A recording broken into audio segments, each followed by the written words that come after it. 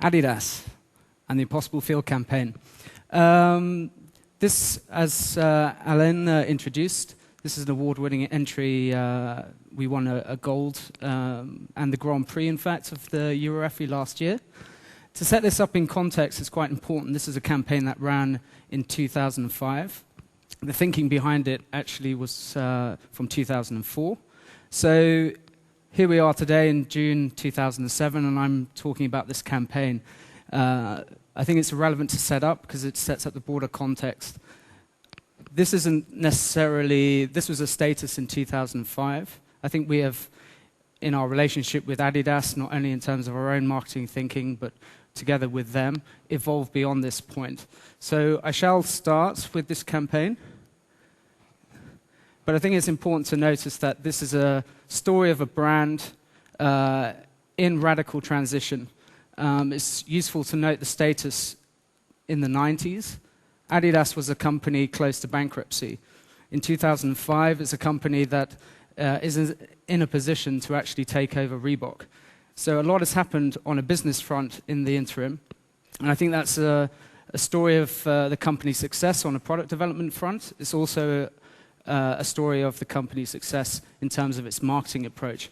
But again, in addressing the Impossible Field campaign, I think that's important to flag because there is a broader context, and I'll touch upon that, having dealt with the campaign in a bit more detail. Sorry, next slide. So as I say, this is a status 2005. Next slide. And it's EuroFI. Next slide, please. So what we were trying to achieve with this campaign. In 2004, we had launched the world the idea of impossible is nothing. Against the backdrop, as I said, the story of Adidas.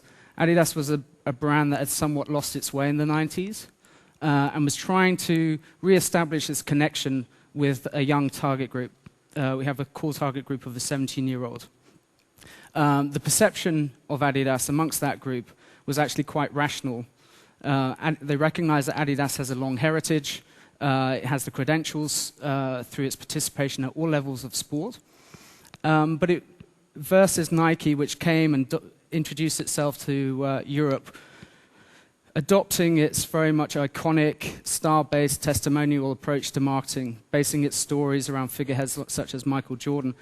They had gained enormous traction with the European target particularly. We, on the other hand, were a brand that was respected rather than loved. So there was a massive brand job against this backdrop, trying to bring Adidas back onto the radar and establish or re-establish this emotional connection. So in 2004, we had this in our hands, we thought. Here was a unifying thought, impossible is nothing, which enabled the brand to talk across categories. In 2005, this was the first opportunity we had to really bring this thought to life for consumers within the football community. And it's the brand level thinking is quite important. It's not just for communications purposes, but it also filters through to purchase consideration and the actual purchase itself. I think within the active sports community, i.e. those people who, in a football category, would week in, week out, purchase a product. There is a balance between functional needs and the brand that you wear on your shoe. To the broader audience, the decision-making process is a lot more like a fashion purchase. It's a lot more brand-focused, and communications play a large part in loading that logo and the brand significance for that larger target group who simply want to make a statement of self. So branding we don't see that in isolation. It has a direct influence on subsequent purchases, and importantly, at a volume level. So, as I was saying, we have this thought in 2005. We had this piece of armor now to re-engage the football community. With that, we also wanted to see an increase in sales, obviously. Come with a big brand thought, engage people at a mass level, and then obviously hoping to see a net effect on our sales. We also, to substantiate that impossible is nothing thought, we had 2 new product lines.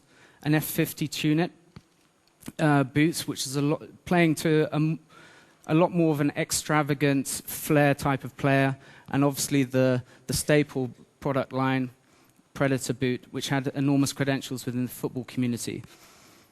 Up until that point, we very much built our stories around the Predator range, but now we had an opportunity to diversify the brand expression through two product expressions. So this campaign really had to do a job in drawing people in and to explore the products themselves. Those are the type of actions we were looking to achieve. So a combination of the brand communication, pulling people, consumers into a conversation, but activating some sort of product exploration. And on the third objective, media, in terms of media budget, we are at a disadvantage versus our key competitor, Nike. We're often outspent across other categories. It's normally a head-to-head battle within the football category, particularly. But we're in a situation where leverage is such an important word. We can't outgun our competitors on a mass communications level. So anything we do has to leverage and create a resonance beyond that above-the-line spend. In this instance, and against the backdrop of what I said, it was this evolutionary approach towards integrated communications. This was really a time where we really started to connect channels for the first time. I think there had been a syndrome of thinking where TV was very much concepted in isolation. That was very much a traditional or established convention within by sports brands to really inspire people through these very epic TV commercials, which in itself has a huge resonance, given what I've said, how brand perceptions influence purchase decisions. But we were really wanting to see some movement, so having seen the TV, an exploration online, and obviously the two working in tandem. So that's just in terms of the objectives as a backdrop. Sorry, next slide.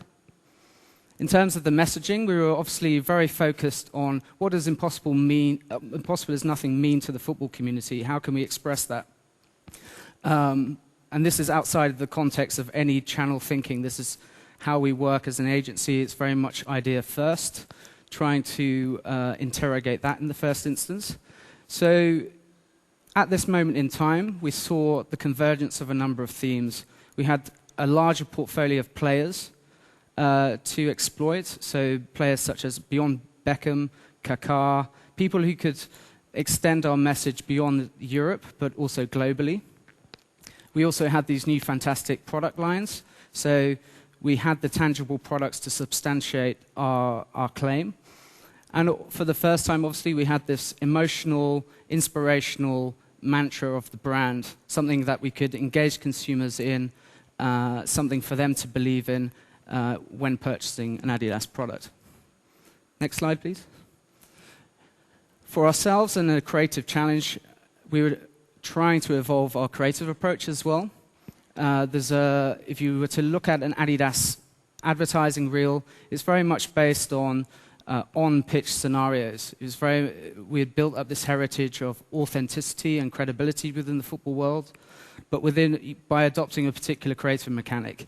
In our exploration to re-engage consumers, their worlds had moved on. They were playing a lot more with their PlayStation consoles just as much as they're watching TV at that moment. They were multimedia aficionados. Their horizons in terms of influence were also very broad. So even somebody highly engaged in the football community or participating at an active level had a broad horizon in terms of influence. So we were also looking for non-traditional imagery to bring our football ideas to life. So we took inspiration from what were very successful films at that moment and seemed to have a certain resonance with the target group we were trying to talk to. Next slide, please. In terms of the communication approach, also touched upon that. This is really the first time, I would say, Adidas adopted a more connected communications mix. So instead of treating channels separately, as was the case up until then, there was one narrative that bound all communications channels. And the role of TV, for instance, just as an example, the idea there was It was beyond a TV in isolation. It was more a gateway into a larger experience. We wanted to inspire people first, but get them to explore products and the Adidas world second.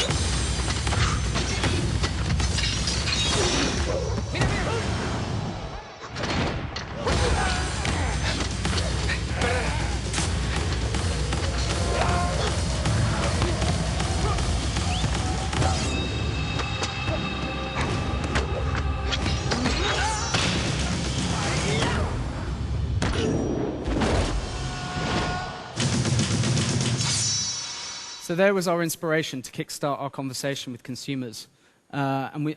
Before I was talking about the different strands that frame the context of our opportunity, we had this broader portfolio of players, new products to talk about, and we wanted to position Impossible as nothing. The creative translation of that, although fantastical, I don't think it's hard to see the creative leap in terms of we will take the game to another level, and you can see how they've done that there. That we thought was a very inspiring, creative narrative for a brand that positions itself as at the number one. And it created a visual language which we thought would excite people, but also provoke some reappraisal of what they thought Adidas was all about. So beyond that traditional perception of the brand to a more modern, contemporary, and fascinating brand. Through print and out of home, we took a very simplistic or simple approach, which the visual obviously creating a connection with the above-the-line TV. Sorry, if you can click through as well. But obviously, within the visual art direction, given the flexibility for us to zone into particular product ranges, particular stars of local relevance, that gave each market something flexible to play with. So there were a number of different executions, obviously, created to enable markets around the world to really localize this campaign. Next chart, please. Here another example using Kakar, so very relevant either in Europe and also South America. Here's where it gets tricky, I think. Can you click through?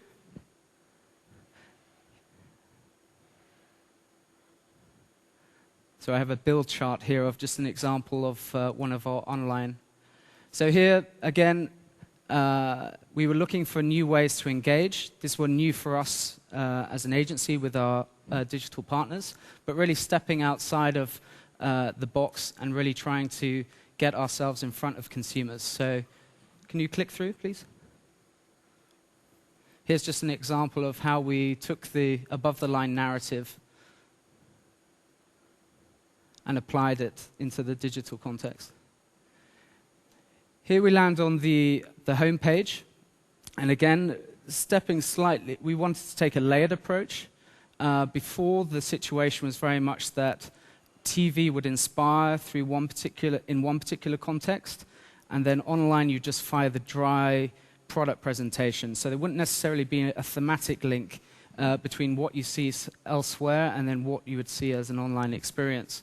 So here, the challenge for us was binding the product information, given the importance of leading and enabling consumers to land on product information. Binding that together with our star information or star profiles, as well as the overall concept narrative.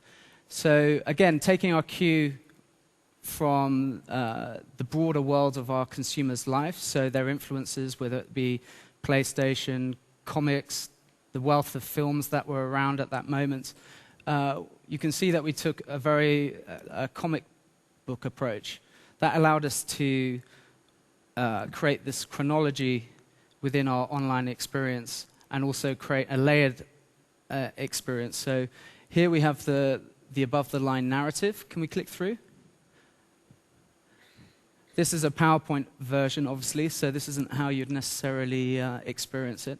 But through clicking, obviously, you're led through the story. So you reinforce the connection with the above the line. And as I say, we rewarded engagement, consumer engagement, through a very much a layered approach. So at the campaign story level, you could click on a frame. That would take you to the next level, and there'd be multiple levels of content. So here again, from the campaign story to zoning in on product information and a quite interactive product exploration there with games, and again, more product information behind that. And again, please. So it gives you an idea of how we're interweaving these various messages so that there wasn't a disconnect in the consumer experience from one channel to the next, but also we were attempting to reward consumers through that digital experience particularly. So what were the effects of that? Starting with the sales. I've quoted the 5 key European markets, but those are also the 5 most competitive football markets globally.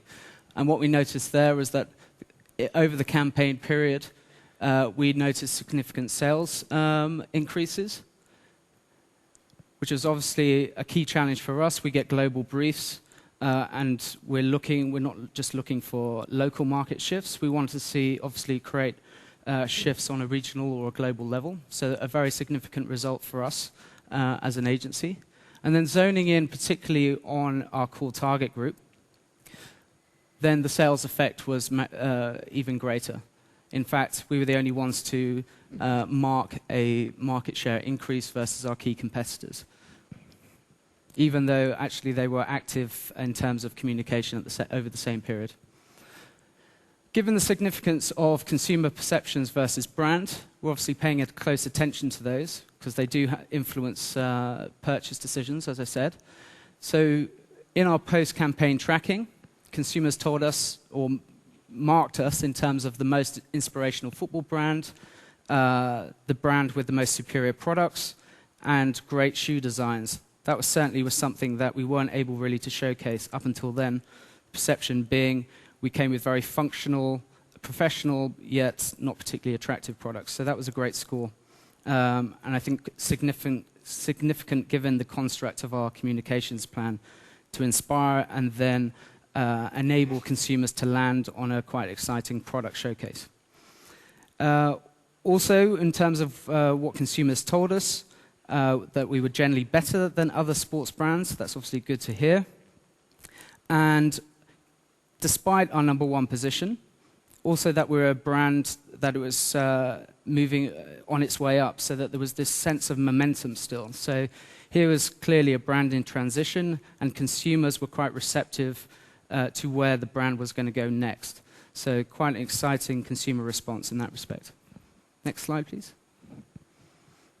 In terms of brand appeal, we also noticed quite significant increases. So in terms of brand consideration, a 5% increase. And in terms of against the consumer statement, definitely my kind of brand, also a plus 3% increase. Important, again, I reiterate, in terms of the influence of that particular consumer statement on a purchase decision process. I think both, no matter which sports brand you work for, you're very much aware of the notion of a Nike consumer or an Adidas consumer or a Puma consumer. There is a culture of brand loyalists, and if they do choose you as their type of brand, then they can lock out all others. So we are paying particular attention to those metrics when we in the post-campaign tracking. Next slide, please. And in terms of here is a quote from the market research company. The Impossible Field ad is a great example of breakthrough, powerful, engaging, creative, original advertising. Its appeal transcends football culture, countries, even gender. Everyone thinks it's pretty cool. Now that's coming at integration from another angle. As a global agency, as I said, we're looking for marked shifts on a regional level and certain campaigns on a global level. So that, again, very powerful statement for us in terms of how we resonated with consumers, not only across borders, but also across genders. And the key words, those key adjectives, really reflecting what we were trying to achieve in terms of bringing Adidas back onto the map, engaging people in an emotional way, and for that to be recognized by them. Next slide, please. Looking at the campaigns specifically, I mentioned that the other brands were active over the same period as ourselves. But in terms of what consumers told us, then we scored highest in terms of ad involvement or consumer involvement. And the figures shown there are the differences or are the percentages by which we outperform Nike and Puma. So another great response for the campaign as a whole. Thank you. And looking particularly online, as I said, we were wanting to create an action or on the consumer, from the consumer perspective. So we were wanting to pay attention to marked increases in online traffic, the time that people were spending on our site. So on those levels, and here I would say prior to the year before, we really didn't have any basis for comparison because the approach was different. And also, there was a bit more of a disconnected approach. So what you saw on TV wasn't necessarily expanded on or layered online. This was really the first time where those elements worked hand in hand. So the figure of 2.2 million was a massive increase. I think before that, in the previous year, it barely reached 1 million in terms of campaign-related traffic. The traffic specifically to the football homepage was up 300%. So the effect of the campaign in terms of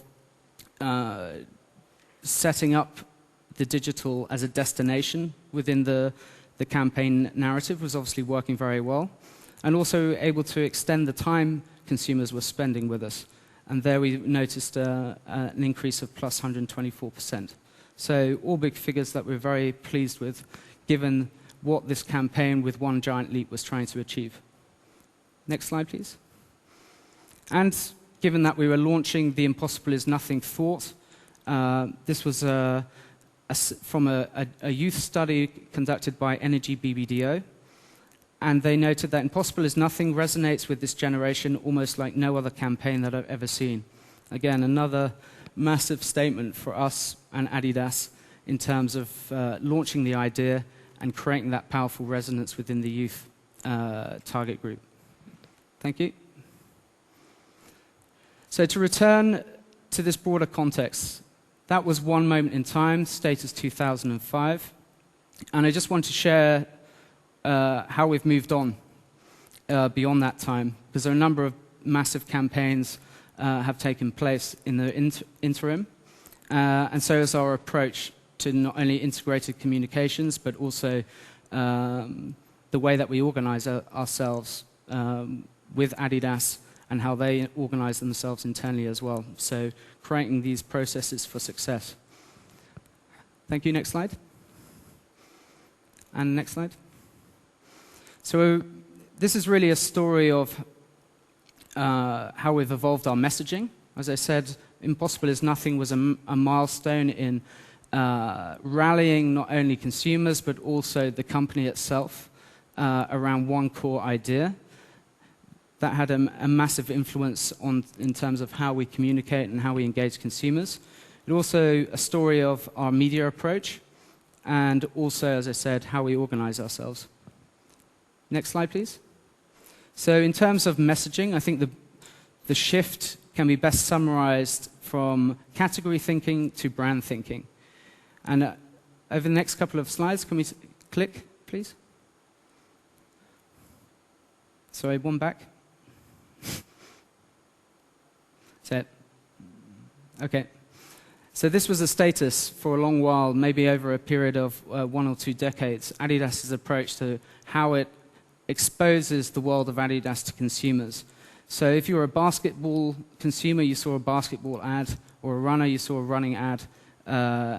and et cetera, et cetera. So really talking to distinct target groups based on their sports participation, which led to a spectrum of different creative and also made it difficult from a consumer to really piece this jigsaw together about what Adidas really stood for. That was the status up until 2004. If we click to the next slide, please.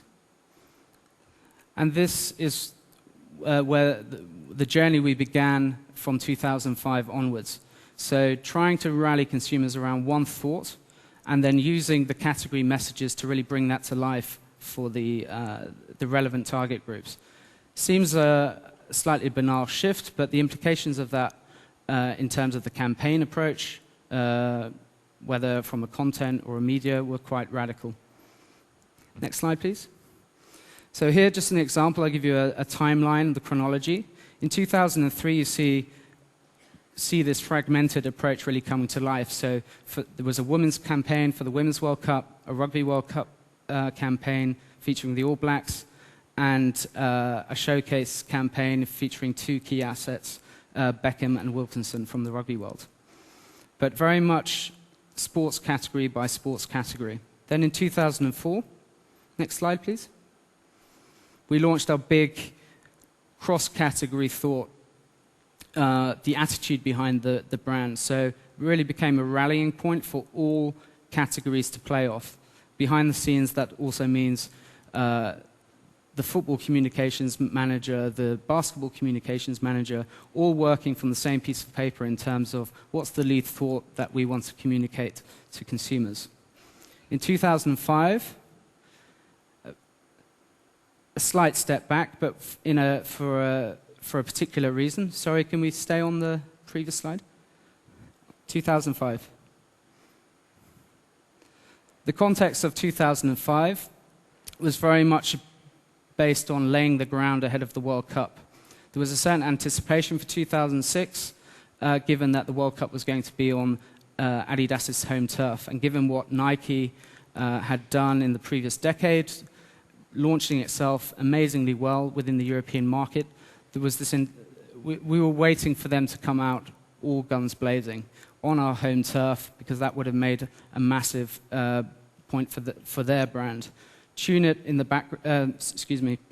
background was also emerging from its lifestyle consumer base, trying to reassert its sports credentials. So we were really wanting with 2005 to launch the products, create a foundation for the brand, but really focusing more on the core football community ahead of a World Cup campaign, which would then launch a category idea, a branded category idea to the world at large, because we wanted to really own that World Cup.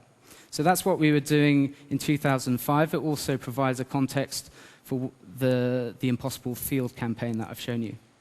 Next slide, please. In 2006, we came with a unifying thought around the football community, which was this idea of U plus 10, which was based on an insight around a consumer truth or a sports truth, in the fact that an individual boosts the team and the team boosts the individual. So you have this reciprocal interaction within the players of a team, and out of those come impossible moments, which was effectively our branded context. And in 2007,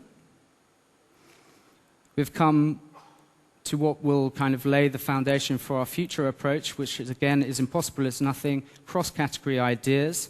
So it's brand idea first, category insight second. Again, you maybe have seen this campaign already. There's a wealth of content, 24 different stories in which superstars share the lowest moments of their lives or their sporting careers, and they tell us how they've worked their way back to the top. So a different context for the Impossible is Nothing, which was established at quite an elitist level in 2004 with iconic superstars from the past and the present, but very much positioning the thought as a superlative one. The emphasis in 2007 and onwards is very much based on personalizing Impossible is Nothing. So whether that means getting off your sofa and running for 5 minutes, that is as much as an impossible or a goal as winning the 100 meters at the Olympics. So this gives you a cue to where we're going. Next slide, please. In terms of media, I think the shift can be summarized in terms of from a TV approach and treating TV as a standalone element to TV as a gateway to a multi-channel experience. Next slide.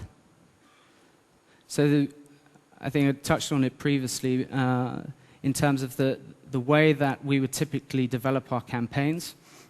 It would very much be based on an agency point of view at sharing TV scripts with clients, and that being the starting point for a client and partner agency dialogue. I think we've moved on now. Next slide, please. If you can click through to the status in 2006, the way that we approached the +10 notion, that was actually introduced to client as 10 statements. We didn't give it a creative expression. It was very much a puristic approach to revealing an idea. From those 10 statements, we then worked with partner agencies, I think in the sum of about 39 different channel-specific partners, to really create a wealth of content around that core notion. So we had above the line to drive the mass awareness, as well to really serve as that gateway into the +10 experience. But at every other level, we were creating layers to that. There was a particular challenge in this instance that we had a 9-month campaign. So a long time frame with which to engage consumers and maintain that engagement through time in the run-up, obviously, to the climax, which was the tournament itself. But that, again, from 2005 to 2006, quite a significant shift in our approach. Next slide, please. And lastly, the management issue, how we organize ourselves, how agencies collaborate with one another. That really, ultimately, in the day-to-day experience, is very much the crux. Next slide, please. This was probably, it's a very simple chart, but very reflective of how we would work or how we were briefed in the past. The above-the-line client coming to us with a particular brief, digital client going to their respective agency and briefing them separately. But there not being one key author from which all content emanated. That led to a very fragmented approach, TV serving one purpose, maybe inspiring consumers in a particular way, but that not necessarily being extended or delivered elsewhere in the consumer journey. So from that situation to, next chart please, to a more idea-centric approach. I mentioned when we introduced +10, it was very much on a one-pager, with 10 statements that really brought the notion, the idea to life. The second stage of that process was then to create thought starters, but with a 360 experience very much in mind. That is what 180 is tasked to do in the first instance. So to really demonstrate that this is a big idea from which all channels can extend, evolve, and benefit from. So it's not supposed to straitjacket other channels, it's actually supposed to provide them with springboards. But in the first instance, because we're looking for globally relevant and appealing ideas, we are tasked to really demonstrate that it is going to work in that way. But in terms of a working process, that really does mean all channels rallying around one idea. Slightly different way of working, but it's really how the best integrated, from my experience, the best integrated campaigns emerge. Next slide, please. Now, as I said, 180, with regards to Adidas, plays a fundamental role in that. We play that role as author. I would call ourselves more the content hub. So we will develop the big idea, we will provide the springboards, and then we will work with the partner agencies who have the channel-specific expertise to really bring it to life. Slightly different or a challenging process in that respect, because it influences the way that you might manage your budgets, channel-specific budgets. It's challenging in the fact that it requires clients or departmental clients to work in a different way, and also challenging from an agency perspective, because you have to have joint authorship of this concept, and everybody has to, it sets up a principle of collaboration rather than competition between agencies. So that's a snapshot of the day-to-day reality, but it's really how these campaigns come about, is setting yourselves up, organizing yourself for success, and then the content will emanate from that. Next slide, please. So just to close, I have a nice summary video for you, so I'll let that do the talking and complete the speech. But as I said, I touched on the step from 2004 to 2005 with the Impossible Field campaign was a massive one, at least for the brand against the story of its evolving marketing process. With Plus 10 again, a highly significant campaign, if nothing because of company pride. Here was a World Cup on German turf. There were many risks versus competitors about their opportunities to really undermine Adidas's credibility on its home turf. That's the internal perspective. We were also wanting to evolve our messaging within the football community, really make it a lot more of an accessible brand to be a part of. And hence the simplicity of how we distilled the idea itself. It became a logo, something that for the first time in Adidas and 180's history, we've managed to influence products. So we were early enough with our idea to be able for the product guys to react and to create campaign-specific apparel and products. So really, I suppose the ultimate test of an integrated idea is really how we came up with it and then really influenced the tangible products that consumers walked out the door with. So from an agency perspective, and a very exciting effect of our campaign. So that just as a setup, I'll let the film play. One of the greatest football stories ever told. Out of that victory came the notion of Plus 10. Zinedine Zidane, the great man has returned, and he's taken his... The campaign launched on the final day of the World Cup qualifiers on a T-shirt. The next day, in 65 countries, posters announced that the team comes first.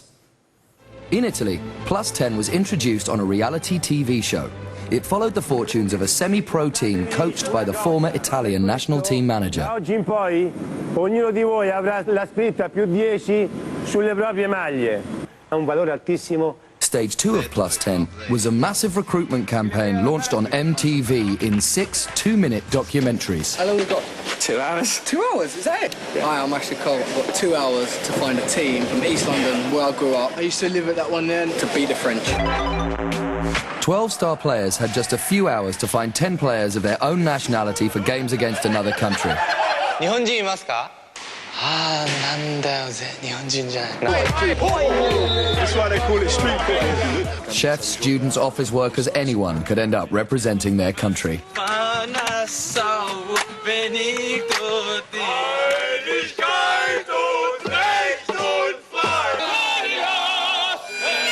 The impromptu internationals were often played that very same day. The games were broadcast online in 90-second highlight films, represented as authentic international fixtures. Cisse made a brave decision to take the gloves. Free kick 30 metres out was blasted top right by Nigel de Jong. A spectacular last effort from Gaston Mandara is tipped over by the Barmer, originally from Rio. In conjunction with the recruitment campaign, Plus 10 events in 32 cities around the world attracted over 2 million players. The London event became a 1-hour programme on Channel 4. Every hero needs a team. In Stage 3, the Plus 10 equation was flipped. Now 2 unknown Spanish boys, Pedro and Jose, got to pick their fantasy teams from the greatest players available, past and present. José, ¿jugamos? Sí, pares. 1, 2 y 3. Cissé, Kaká, Zidane, Beckham, Defoe, Kahn, Lampard, Beckenbauer. Beckham. Veamos. Platini. Platini.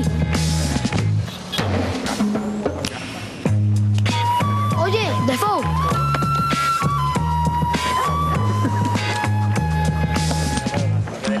Soy el capitán. 4-4-2. Ten cuidado con Sisé, que me vuela muy rápido, ¿vale? Vale. Lampard, Robert, venga, vamos.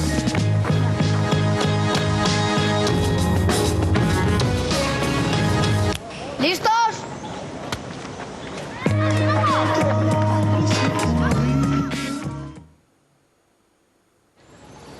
Quita.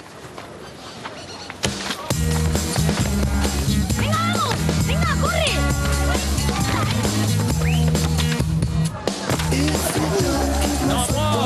Sorry.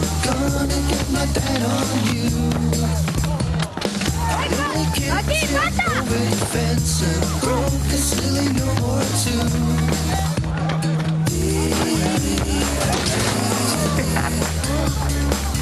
Tú, al banquillo. ¡Da, ven! ¡Oye, tirad!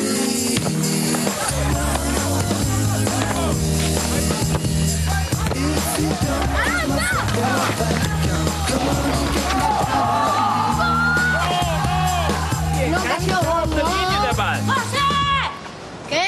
¡Atrás! That gives you an idea of how we opened ourselves quite expansively to many different types of channels, some that we'd never really engaged with before as a brand or generally on a campaign basis.